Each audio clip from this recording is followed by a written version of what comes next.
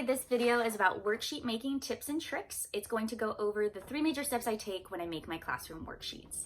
The very first step is I always use Google Slides because it allows me to more easily manipulate the layering of text and images. You could also do this on PowerPoint or Keynote as well.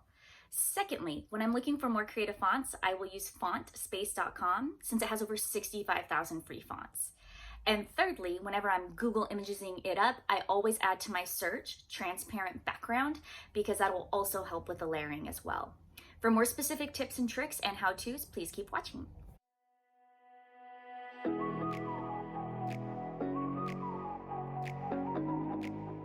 thing I do in Google Slides is always go to File, Page Setup, and then this is what allows me to change the dimensions. I click Custom, and then I either do 8.5 by 11 or 11 by 8.5. Click Apply.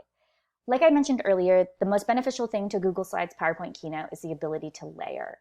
So for example, right here, I pulled an image from Google Images and I didn't want it to say your text. So instead of manipulating the image, I just added in a text and I'm able to easily layer it over. Now, if the order of things got all messed up, no problem. You right click and you're able to go to order and manipulate it as needed. Now, what if you want to move everything all at the same time? For a temporary move, you can click and drag, and then you have what you need to move. Or what you can do is click, hold shift, and then select what you want and move it. And if you want things to permanently be together, you can also right click and then click group, and then they're forever attached to each other without having to do the hold process again. So once you get to fontspace.com, there are 2 main places I would suggest you focus in on. The first is at the very top where there's a search bar. This is where you can search for the aesthetic you're going for, whether it's cursive or bold or by holiday. Then once you have that aesthetic figured out, you can also preview the fonts.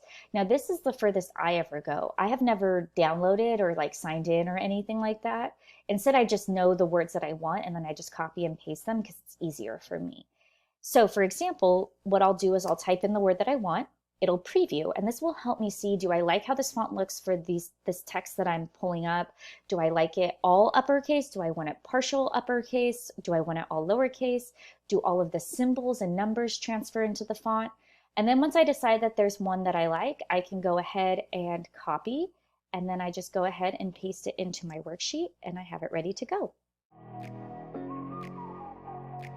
The 2 terms I almost always use on a Google Images search are transparent background to get me an image that I can easily layer, and then also clip art so I don't end up with a real image of an object. Then I go ahead and plug in the term I'm looking for. So let's say I'm looking for washi tape to add to my worksheet. This big view is going to be important because when you have a big view and it has the checkers already, that's not what you want, because you will find that when you copy and paste or download and then re-upload, it comes along with that checker, and that's not what you want.